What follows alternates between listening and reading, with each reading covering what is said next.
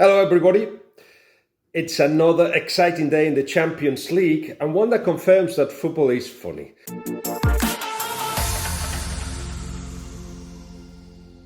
When the first leg of the Atletico Madrid-Liverpool came about, I went on the Spanish radio and I wrote as well that I had no doubt that this was going to be Liverpool, no other choice.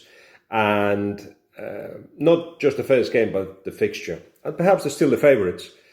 But football changes the mood with just one game.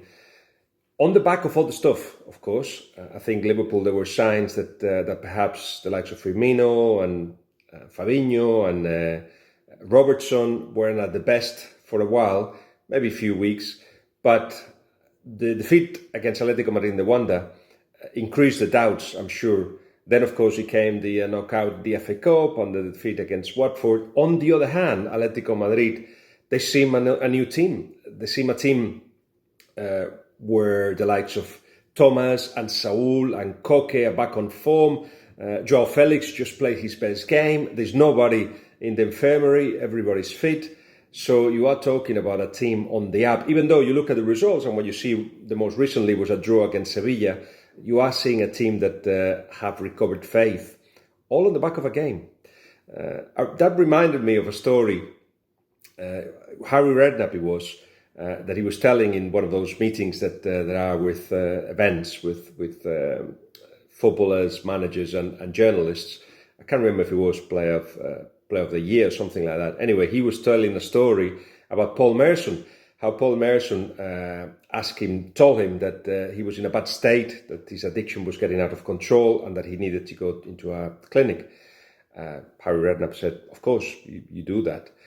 And he found out that he had been in the Caribbean islands having a good time.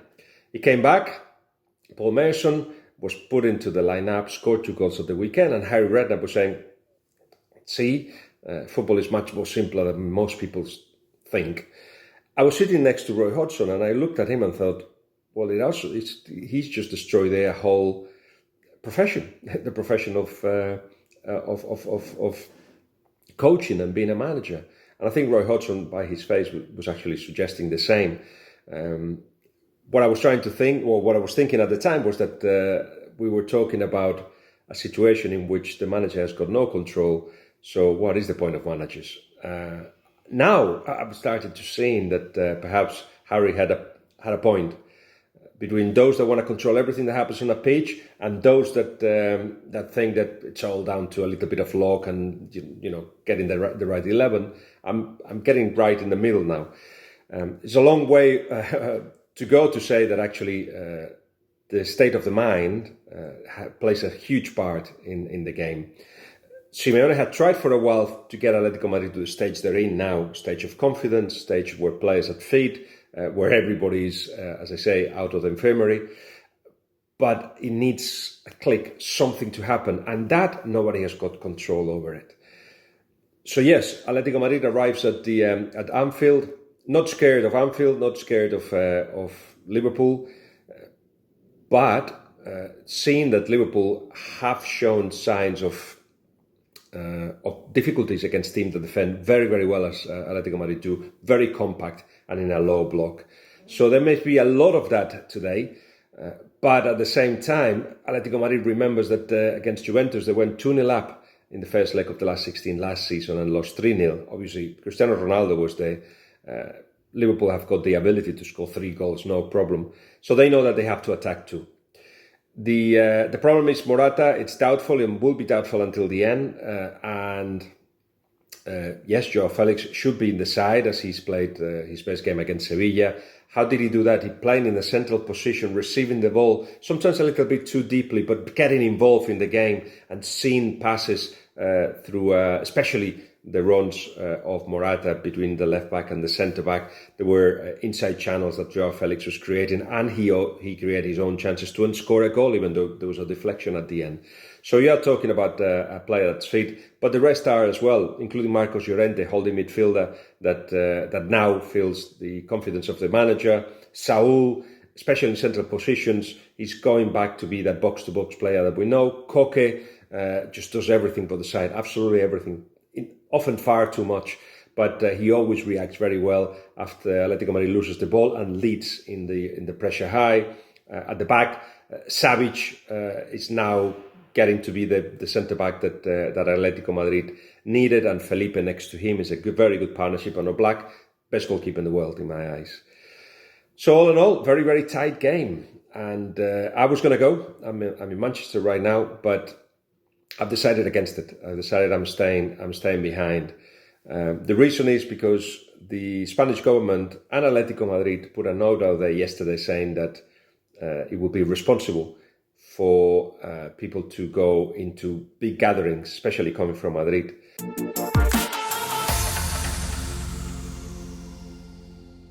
It's down to the fans, of course, and I'm hearing the stories from the fans. They paid, Atletico Madrid is giving the money back to them for the tickets, but they paid for charter flights, hotels, etc. So they are flying. This calculation of about 2,800 Atletico Madrid fans.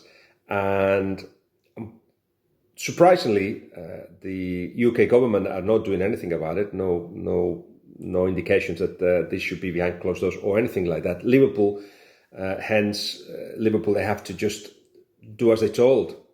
They're a football club. They don't carry health decisions. Having said that, Getafe, for instance, has decided not to travel to Milan for the Inter Milan game in the Europa League tomorrow, even though UEFA have given them no indications that that's the thing to do. In fact, they had guaranteed them that they would have been okay, not only going in, which is not illegal, but now that Spain have closed the borders for planes coming from Italy to Spain, they would have been in a sanitized flight back. But Ángel Torres, the president of Getafe, says, no chance, I'm not going to risk this. So whatever the punishment, we're not going. It's an interesting debate happening in Spain. As you know, in Madrid, schools and universities closed yesterday. The gatherings over 1,000 people have been are illegal, and generally there are drastic measures to try to stop the increase of the transmission of the virus. Now, Madrid is one of the focuses of the coronavirus in Spain, alongside the north of Spain, certain regions in the Basque Country and La Rioja, and following the lead of Italy and China before, Spain have decided that big measures have to be taken. So considering all that, and the suggestion by the Spanish government, followed up by Atletico Madrid, in which they're saying we recommend not to travel unless it's absolutely necessary and it's irresponsible to do so, and it will be against the scientific information that the government has. Well, I personally decided not to go to Anfield. I probably won't travel to the Manchester City, Real Madrid next week, and it's time to just not help spread the virus. All we can do. In any case, the La Liga has decided to play games behind closed doors for 2 weeks. This could continue, and they are prepared for the possibility of cancelling the competition altogether. In terms of this kind of crisis, big measures have to be taken. Football is not a priority at all. They are prepared for it, but they are following so far the government leading on this, which is that you can still play games, but behind closed doors. In Italy, as you know, they're having all kinds of considerations, including cancellation of the league and what that will mean, including perhaps playing playoffs between teams wherever they are placed in the table now, for the championship, for European places, for relegation. It's one of the possibilities.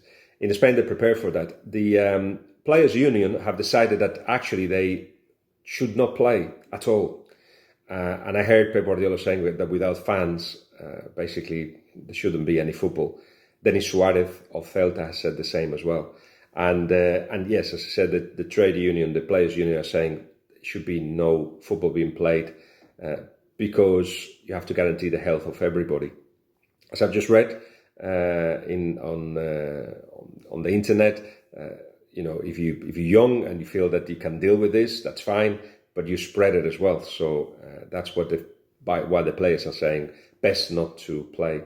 At the moment, they're not being heard. The federation has cancelled the leagues that they are under that they are responsible for, which includes the second B and third division. Not cancelled, sorry. They asked them to play behind closed doors, and that's the latest. So we will see what happens, but at the moment, it does look like we're living in a science fiction movie, but we're not. So we have to do everything we can, I think, to make sure that this doesn't go any further. Yes, it's surprising the decision by the UK government not to do anything, considering that, or not to do big things, like you are seeing in Germany now, and especially in France, in Italy, and Spain, because it's coming. But anyway, perhaps they are following the lead of the other countries, that they did not take huge measures at the beginning, but just at the right time. In any case, this is where we stand, and this is the very strange preview of an exciting game, Liverpool Atletico Madrid. I hope you have fun. See you later.